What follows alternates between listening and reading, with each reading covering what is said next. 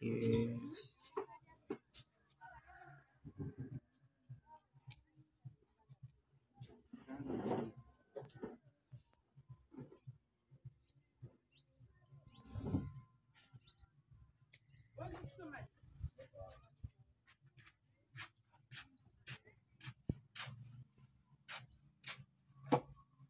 Nilipokuambia usimame umepaona, lakini sasa mbona umekuja kusimamia kule?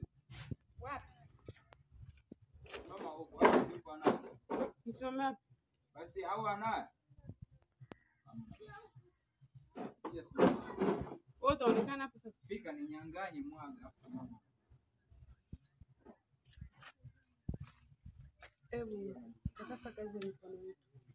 Usituache. Okay, after shot and action.